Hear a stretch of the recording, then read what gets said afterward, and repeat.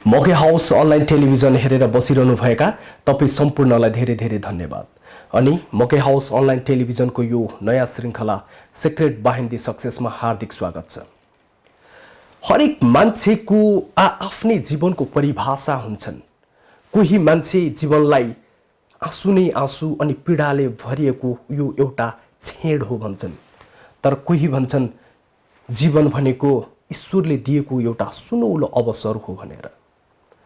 आज हामीसँग एउटा त्यस्तो उदाहरण हुनुहुन्छ जसको आफ्नै किसिमको जीवनको परिभाषा छ।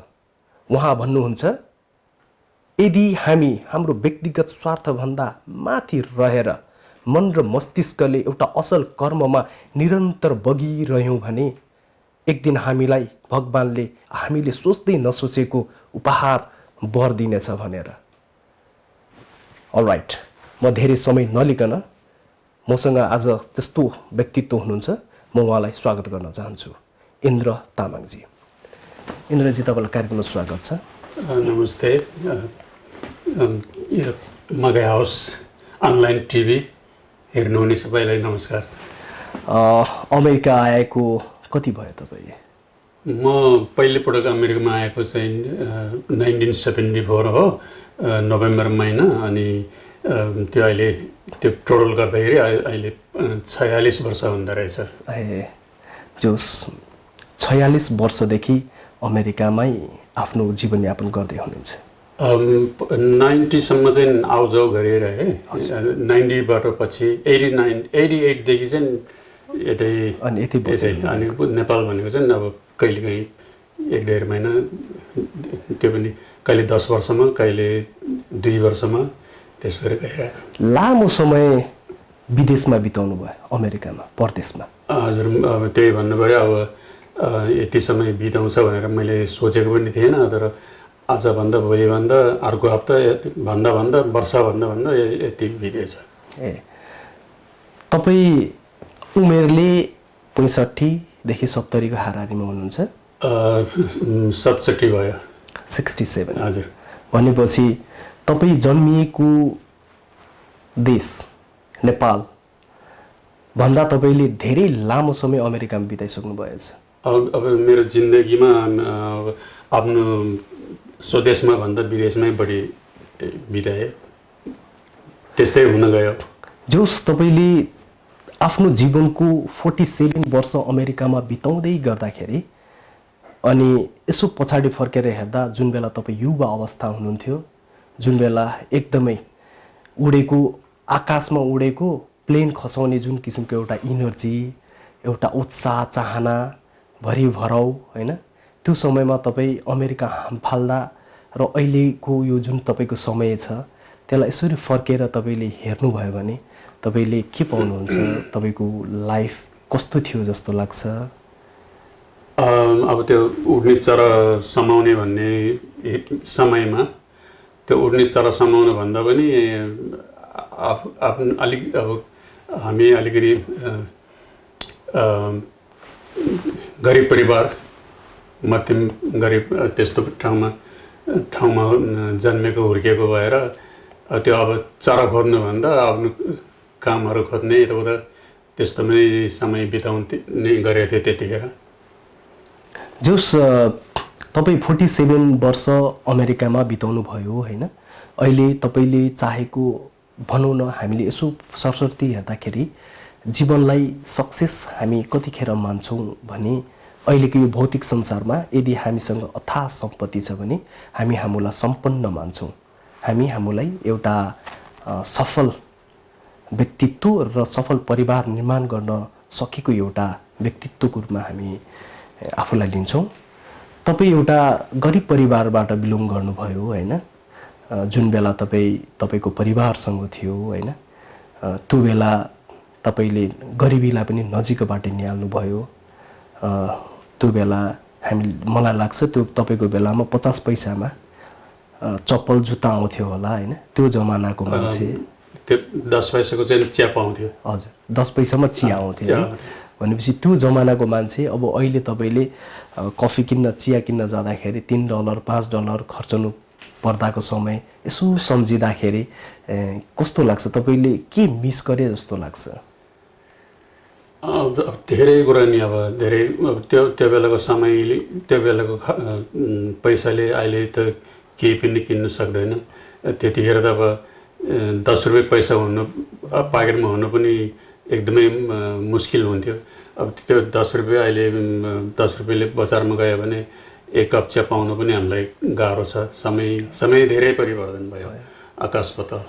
म विदेशिँदाखेरि त्यतिखेर अब नेपालमा घर घरमा फोन थिएन, टिभी थिएन। अहिलेको फ्यासनको स्थितिमा यहाँ अमेरिकामा भन्दा ज्यादा फ्यासन हरेक किसिमको अब म्युजिक भिडियोदेखि लिएर फ्यासन त्यो लेडिजहरूको मेकअप हरेक चिजमा अहिले नेपाल एकदम अगाडि सरिसक्यो, एक्सेप्ट राजनीतिक क्षेत्रमा। हजुर, जस्तो मैले सुनेको जस्तो तपाईँले एउटै परिवार, अमेरिकन परिवार, जसको परिवारमा तपाईँले निस्वार्थ रूपमा लामो समय सेवा गरे बापत उहाँले आफ्नो जीवन यो फिजिकल संसारमा त्याग गरेर जानु पूर्व उहाँको धेरै सम्पत्तिहरू हजुरको नाममा गरे जानुभएको थियो अरे। अब त्यो कुरा अब अलमोस्ट 95% चाहिँ सही हो होइन। त्यो किन 95 किन 5% भन्दाखेरि अब बजारमा अब मिडियाको कुरा चाहिँ अब धेरै भन्ने कुरा भयो होइन। त्यो चाहिँ त्यो धेरै भन्ने चाहिँ होइन, अब ठिक्कको भन्नु पर्यो। म अब त्यस्तै अब अलिकति ब्याकमा जान्छु। अब त्यो म नेपालमा अब त्यस्तै आफ्नो कमजोरी भएर म टाढा हिँड्ने एउटा सानो कुवाबाट चाहिँ अब समुद्रमा आइपुग्यो। समुद्रमा गएपछि समुद्रको एक्सपिरियन्स भयो।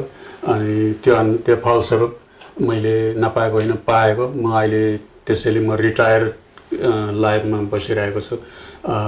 त्यसमा चाहिँ अब जो व्यक्तिले मलाई ल्याउनु भयो, जो व्यक्तिहरूले मलाई दिनुभयो, उहाँहरूप्रति मेरो गर्व छ, सधैँको लागि मेमोरी छ। मलाई जन्म दिने आमा बाउ एक ठाउँमा भयो, मलाई कर्म दिने अर्को आमा बाउ सरैको चाहिँ नि मैले मान्नुपर्छ। त्यो हो मेरो अवस्था। तपाईलाई जसले नेपालबाट अमेरिका आइसकेपछि 95% जसको सहयोगले तपाईलाई एउटा अमेरिकामा भनौँ न हामी इस्टाब्लिस भन्ने बित्तिकै आर्थिक रूपले सम्पन्नतालाई मान्छौँ होइन।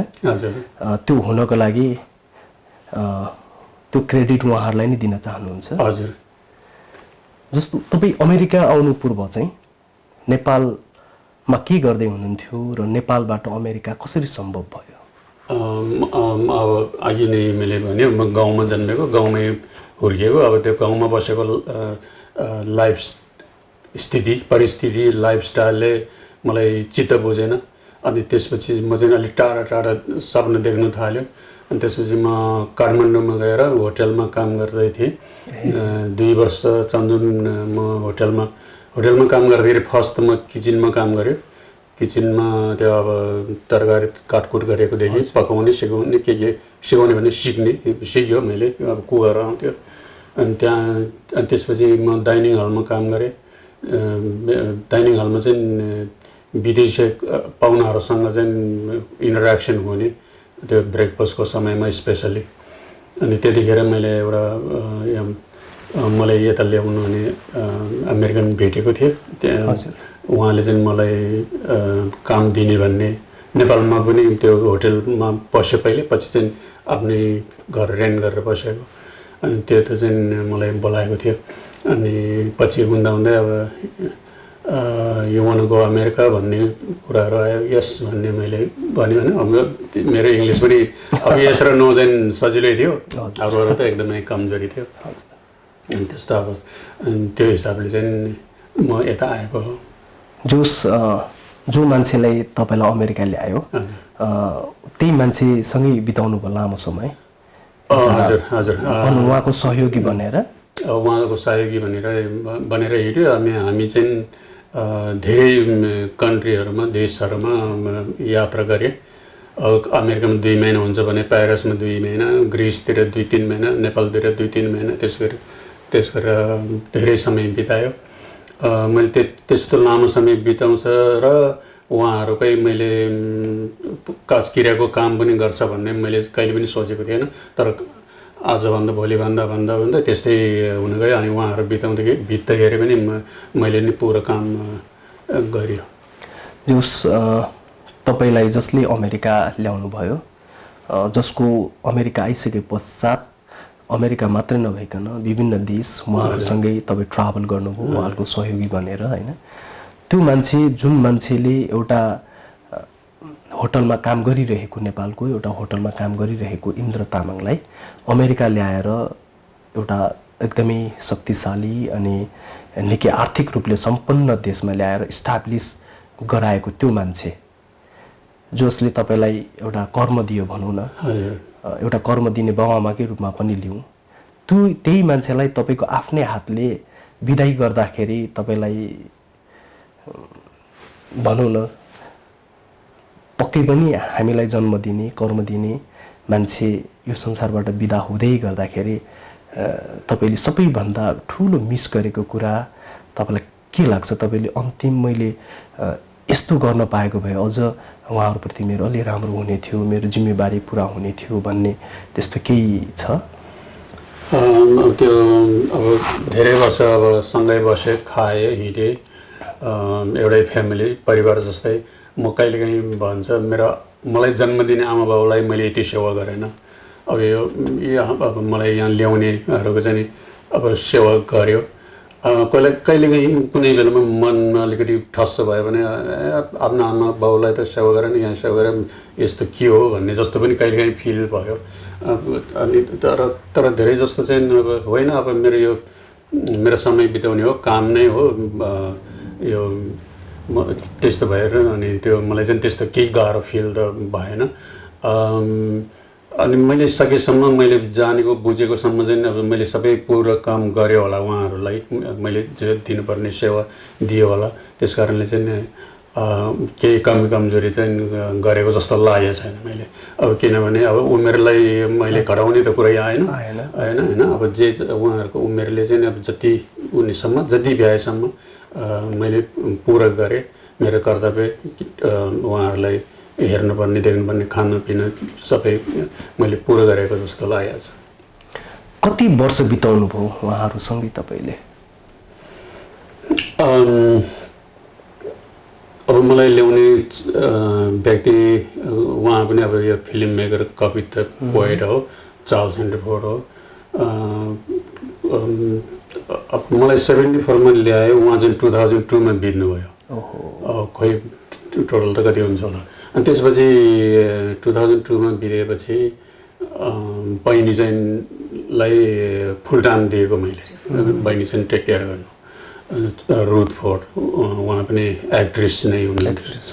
अनि उहाँ अब मैले 2000 पहिले पनि अलिअलि केयर त गरेकै हो दाइलाई र बहिनीलाई। अनि जब 2002देखि दाइ बितेपछि फुल टाइम बहिनीलाई दियो। अनि उहाँ पनि 2009मा बित्नुभयो। अनि 2009देखि यता चाहिँ म यतिकै छु। कति सामाजिक काममा त तपाईँ निकै अगाडि हुनुहुन्छ। सोसियल वर्क तपाईँले धेरै सहयोग गरेको पनि पाउँछु होइन, देखिरहेको छु। इभन म आफैले पनि देखिरहेको छु। म अमेरिका बसेको 5 वर्ष जति भयो, त्यो वर्षदेखि मैले निहालिरहेको छु र तपाईँले निकै नै यो सामाजिक कामहरूमा आफूले सकेको आफ्नो तर्फबाट गरि नै रहनु भएको छ। तपाईँले शिक्षा पनि एकदमै ठुलो महत्त्वपूर्ण छ भन्छ जीवनमा होइन, किनभने शिक्षाले चाहिँ एउटा परिवार कसरी शिक्षित बन्छ होइन। अनि भनौँ न नर्मली रूपमा भन्दाखेरि अहिले मैले साधारण रूपमा तपाईँलाई सोद्धा तपाईँले कति कक्षासम्मको शिक्षा हासिल गर्नुभएको छ? कक्षाको कुरा गर्ने हो भनेदेखि मैले 1 कक्षा पनि पास गरेको छैन।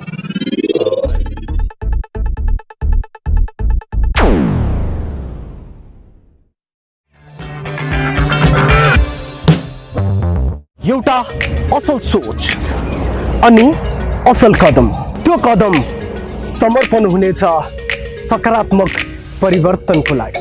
के वृद्ध, के बालक अनि के युवा सबै वर्गको एउटै छाना। हरेक सफल कथा अनि हरेक सफल कथाभित्रको त्यो कहाली लाग्दो सङ्घर्षको अर्को कथा। समाजका हरेक गतिविधिहरूलाई जस्ताको त्यस्तै ल्याउने हाम्रो प्रयास। मेरो गाउँमा त्यतिखेर के अरे अलि भनेको जस्तो स्कुल नै थिएन, एउटा काखा पढाउने मात्रै थियो। अनि त्यो काखा गाखा मात्रै 12 घरी भन्थे, त्यो अलिअलि पढेँ। खास गरी मैले त्यसको चाहिँ क्लास पास पनि गरेन, त्यतिकै हुर्क्यो। अनि त्यस हुँदा हुँदै अब यता जागिर गर्ने उता जागिर गर्ने, सहरमा हिँड्ने, त्यस्तो गरेँ। अनि जब चाहिँ यो अमेरिकन साथीसँग गइसकेपछि, काठमाडौँ ज्ञानेश्वरमा गइसकेपछि चाहिँ म अलिअलि ट्युसन पढेँ। एउटा राई थियो, उहाँहरूको घरमा म ट्युसन पढ्नु गएँ नेपालीको लागि। अनि इङ्ग्लिसको लागि अमेरिकन लाइब्रेरीमा क्लास थियो। अनि इङ्ग्लिस क्लासमा मैले त्यहाँ चाहिँ त्यतिखेर चाहिँ इङ्ग्लिसको चाहिँ अब लेभल 1, लेभल 2, लेभल 3, लेभल 4 सम्म थियो। लेभल 3 सम्म मैले पुरा कम्प्लिट गरेँ। लेभल 4 को समयमा चाहिँ म त्यो एक्जाम दिनु नसक्दैमा फेरि म यता आयो। अनि त्यतिकैमा स्थगित। अनि फेरि ग्रिसतिर गएर पनि ट्युसनहरू अलिअलि पढेँ त्यो इङ्ग्लिसको कुरा गर्दाखेरि। अनि प्यारिसमा पनि गएँ। प्यारिसमा चाहिँ नि फ्रेन्च भाषाको लागि गएँ। अनि अब क्लासमा चाहिँ त्यस गरी यताउता गयो। भनेपछि अहिले तपाईँ धेरै भाषा बोल्नुहुन्छ। डिप्लोमा हेर्ने भने डिप्लोमा छैन मसँग। के अरे एजुकेसनल सर्टिफिकेट चाहिँ छैन, तर जोस् तपाईँले सामान्य जुन लिनुपर्ने शिक्षा छ त्यो चाहिँ हासिल गर्नुभयो। अब त्यही भन्नु पर्यो। मेरो शिक्षा नै अब मेरो अब यात्राहरू। अब म यो अमेरिकामा आएर मैले अब यो कला सम्बन्धी धेरै सिक्यो। आर्टिस्ट के हो, कलाकार के हो, त्यो लेखक भन्ने के हो, म्युजियमतिर गयो होइन, फोटोग्राफीको के हुन्छ, महत्त्व के हुन्छ। मेरो एजुकेसन नै ट्राभलिङमा भन्छु म त, एक्सपिरियन्समा।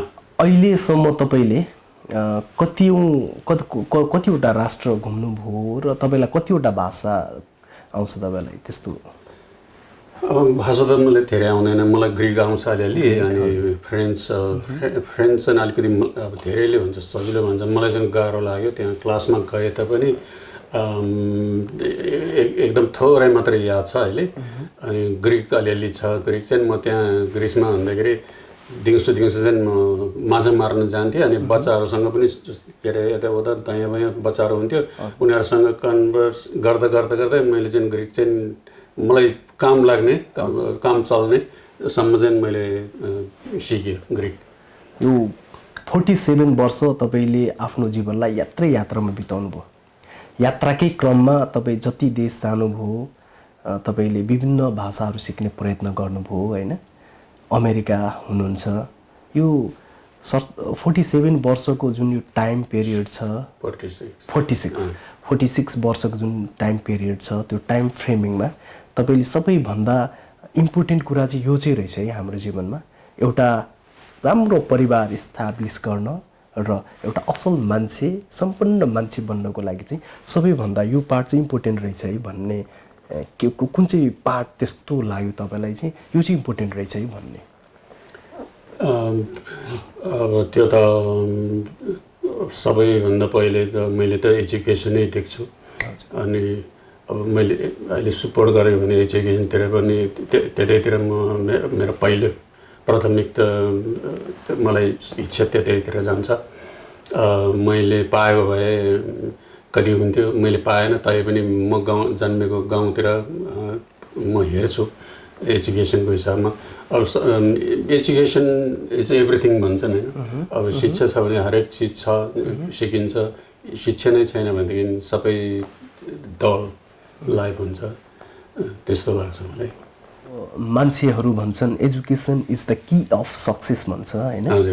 मान्छे जीवनमा सफल हुनको लागि शिक्षाले त्यति नै महत्त्वपूर्ण रोल खेल्छ हजुर हैन भनेपछि तपाईले पनि यो जुन 46 वर्षको जुन तपाईको जीवनको यात्रा छ तपाईले आफ्नो जीवनलाई परिपक्वता ल्याउने क्रममा आफूले आफूलाई सम्पन्न बनाउने क्रममा तपाई जति पनि ठाउँ भ्रमण गर्नुभयो हैन जति पनि संस्कारको मान्छेहरू भेट्नुभयो तर सबैभन्दा महत्त्वपूर्ण लागेको चाहिँ शिक्षा नै हो मलाई लागेको चाहिँ शिक्षा नै हो म अघि नै भने शिक्षा नै हरेक चिज हो education is everything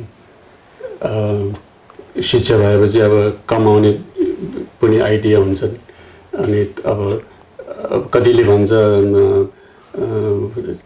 money is not everything भन्छ हैन धन मात्रै सबै चिज त होइन भन्छ त्यो कुरा अब कोही कोही ठाउँमा त्यो कुरा सही हुन्छ अहिलेको अवस्थामा चाहिँ त्यो 100% राइट भन्नु मलाई मन लाग्दैन किनभने अलिकति पैसाको पनि कुरा गरौँ न हैन पैसाको कुरा गर्दाखेरि धनको कुरा गर्दाखेरि यदि हामीसँग पकेटमा $10 छैन भने हामी यहाँबाट ट्रेन स्टेसनमा जाँदाखेरि ट्रेन चढ्नु पनि पाउँदैन एउटा न्युज पेपर किन्नु पनि पाउँदैन चाय कप लिउँ पसलमा जाउँ भन्ने पनि पाउँदैन त्यो कारणले चाहिँ नि त्यो हिसाबमा हेऱ्यो भने अब यो चाहिँ अब हाम्रो सिस्टमले नेमले बनाएर राखेको भएर अब हामी त जन्म्यौँ अब रगत मासुको जीव लिए जन्म्यौँ अब एउटा यो जुन देशमा हामी बसेको छ त्यो देशको चाहिँ एउटा यो मुद्रा के सम्बन्धी पैसा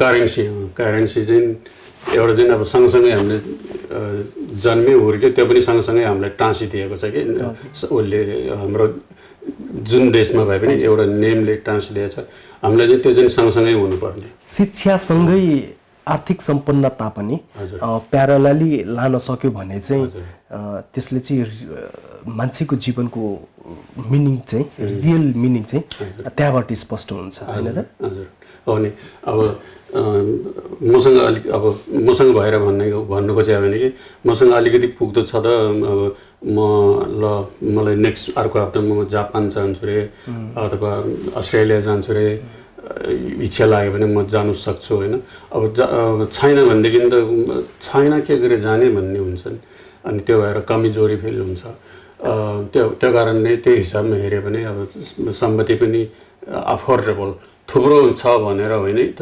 भन्ने होइन कि अलिअलि अफोर्डेबल अब सक्ने ट्राभलिङ गर्न सक्ने त्यतिसम्म भयो भने लाइफलाई अलि इजी हुन्छ सजिलो हुन्छ शिक्षासँगै आर्थिक सम्पन्नता पनि उत्तिकै महत्त्वपूर्ण मैले त महत्त्वपूर्ण देख्छु हजुर तपाईँ आफ्नो युवा अवस्था जुन बेला तपाईँ एकदमै सङ्घर्ष गर्दै हुनुहुन्थ्यो हैन तपाईले आफ्नो जीवनमा कहिले पनि सोच्नु भएको थिएन होला म संसारकै सबैभन्दा विकसित राष्ट्र मध्येको एउटा राष्ट्र अमेरिका जान्छु र आफूलाई स्थापित गराउन सक्छु म मेरो परिवारलाई त्यहाँ लगेर स्थापित गराउन सक्छु भन्ने कहिले पनि सोच्नु भएको थिएन हैन त्यो तपाईले युवा अवस्थालाई यसरी फर्केर हेर्दाखेरि तपाईलाई एकदमै सबैभन्दा एकदमै सम्झिन मन लागेको छेड तपाईको मनमै छोएको छेड हुन्छ नि त्यो छेड जुन बेला चाहिँ अब हामी निकै नै भनौँ न काठमाडौँ भन्दा बाहेकका अन्य सिटीहरूमा अझ पनि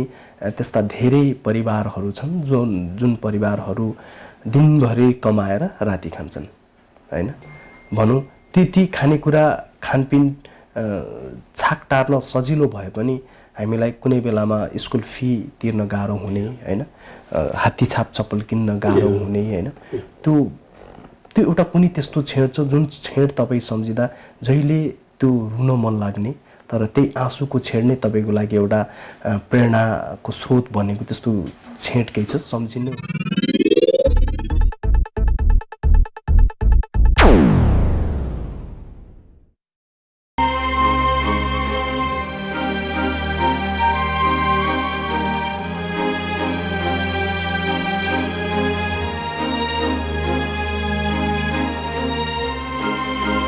थियो नि त्यो अब गाउँमा बस्ने बेलामा कति त नङ्गै खुट्टा हिँड्यो पछि चप्पल आयो चप्पल छिनिन्थ्यो छिन्दाखेरि जोड्थ्यो कोही बेलामा त्यो कपडा एउटा च्यातेको कपडाले जोड्ने, कोही बेलामा सलाइले जोड्ने, त्यसो गरे पनि चप्पल लगाएको हो। त्यो समय र अहिले समय हेऱ्यो भने त कति फरक अब तर पनि अब त्यो पनि एक्सपिरियन्स भयो, अहिलेको पनि एक्सपिरियन्स हुँदैछ। त्यो अहिलेको हालचाल अब यो भनौँ यो 15-20 वर्षको समयतिरमा जन्मेको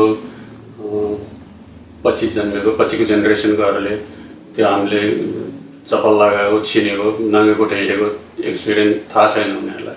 के अहिले यो कुरा गयो भने के भनेको होला यो मान्छेले भन्ने जस्तो हुन्छ।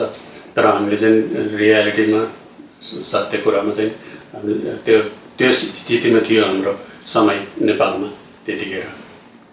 हामी कुराकानी गरिरहेका थियौँ इन्द्र तामाङज्यू, जसले आफ्नो जीवनको 46 वर्ष अमेरिकामा बिताउनु भयो। हामीले उहाँको मुखबाट धेरै कुराहरू सुन्न बाँकी नै छ, तर त्योभन्दा पहिले हामी उहाँको आफ्नै परिवारको सदस्यतर्फ जाउँ। उहाँको आफ्नो परिवारको सदस्यको अनुभव सुनिसकेपछि फेरि आउनेछु।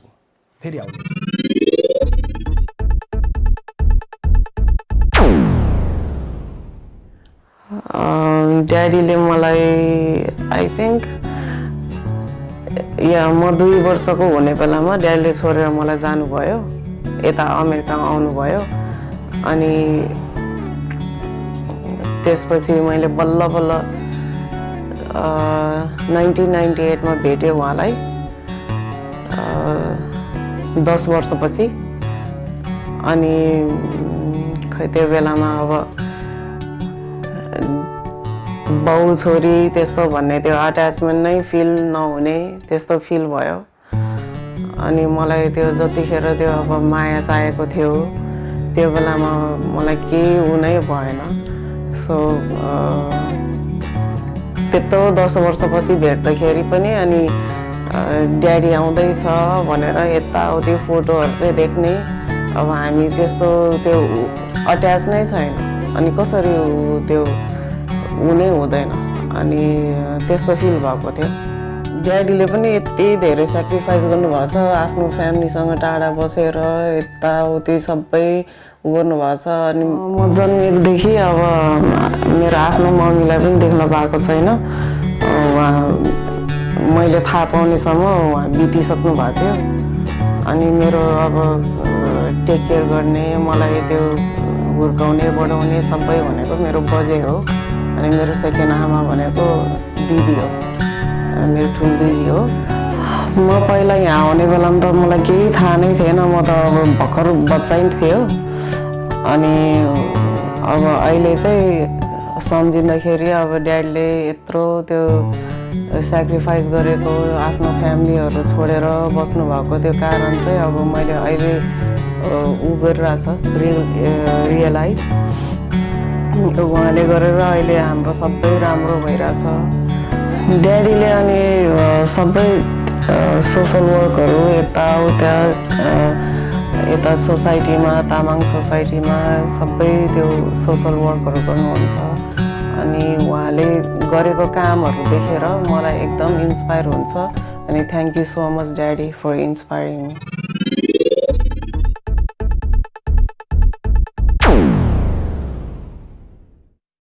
तपाईँको सामाजिक कार्यहरू र अहिले के गर्दै हुनुहुन्छ त्यसको बारेमा अलिकति बताइदिनुहोस् न। हुन्छ, अवश्य। हाम्रो पनि एउटा कम्युनिटीमा तामाङ समाजमा तामाङ सोसाइटी अफ अमेरिका भन्ने चाहिँ इस्टाब्लिस भएको 2002 देखि। त्यही समयदेखि अब कुनै बेलामा सल्लाहकार, कुनै बेलामा सदस्य त्यस्तो बन्दै त्यसैमा अलिअलि समय दिइरहेछ। दिँदै गर्दाखेरि 2008 देखि 10 सम्म चाहिँ अध्यक्ष भएँ। अनि त्यतिखेर फर्स्ट टाइममा हामीले तामाङ कलाकार 2 जना ल्याउने सफल भएँ, प्रेम लोप्चान र रोज मोक्तान गायकहरू। अनि हाम्रो ऊ चाहिँ थिम चाहिँ लोसारको समय मिलाएर त्यतिखेर उहाँहरूलाई ल्यायो।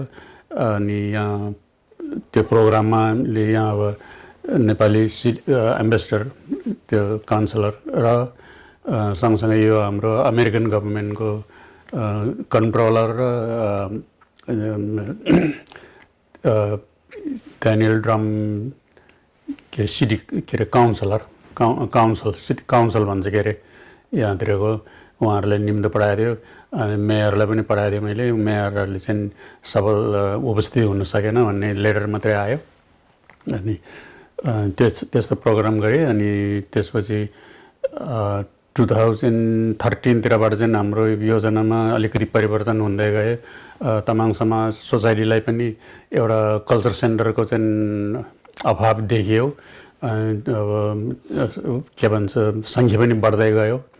पहिले त हामी 10-12 जना थियो, अहिले त अब सायद लगभग 1000 पनि छ होला सायद न्युयोर्कमा। त्यो कारणले एउटा भावी दिनको लागि केही हामीले एउटा केही जागेर गरेर आफूले सिकेर नसके पनि अब पुरा नजाने पनि जे जति बुझेको छ जानेको छ एउटा पछि आउने कोही सानोमा आउने कोही यहाँ जन्मिनेहरूलाई अब तामाङ त भनेको छ के तामाङ हो कल्चर के हो केही थाहा हुँदैन। अब जे जति जानेको छ बुझेको छ त्यो अलिकति जागेर सेभ गरेर राख्नुको लागि भनेर चाहिँ त्यो उद्देश्यले चाहिँ हामी ट्रस्टको कुरा गरेँ। अनि त्यो ट्रस्टको पनि मलाई संयोजक राखेको छ। अनि हुँदै गर्दाखेरि अब जति पनि अब तामाङहरू छन् अब पूर्व पश्चिम कुन कुनाबाट आउनुभयो यहाँ आएर चिन्यो। त्यो कहिले पनि नचिनेको नदेखेको मान्छेहरूले पनि मलाई विश्वास गरेर मेरो जिम्मामा पैसा दिने उ गर्यो। अहिले हाम्रो चाहिँ पैसा चाहिँ $1.5 लाख वासपासमा छ। तर अब ढिलो भइरहेछ हाम्रो अब किनभने विभिन्न कारणले गर्दाखेरि योभन्दा पहिले हुनुपर्ने अब सर्वसम्मतको त अब उहाँहरूको त पहिले नै हो ठुलो छ।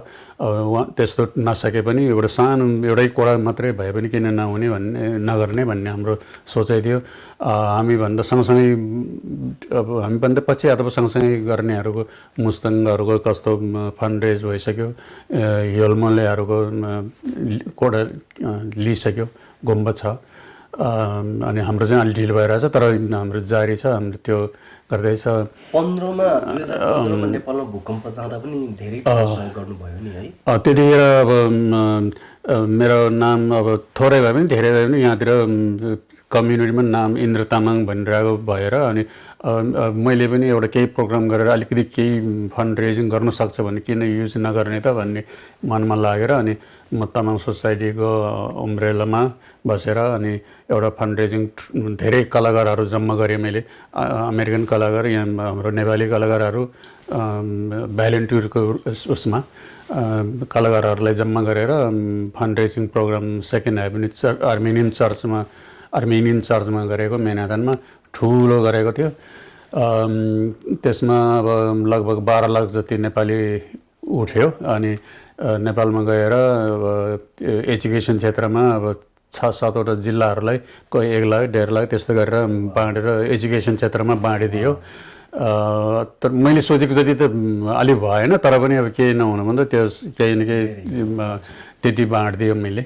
अनि अब त्यो त्यति गर्न सके पनि मलाई गर्व लागेको छ। Thank you so much.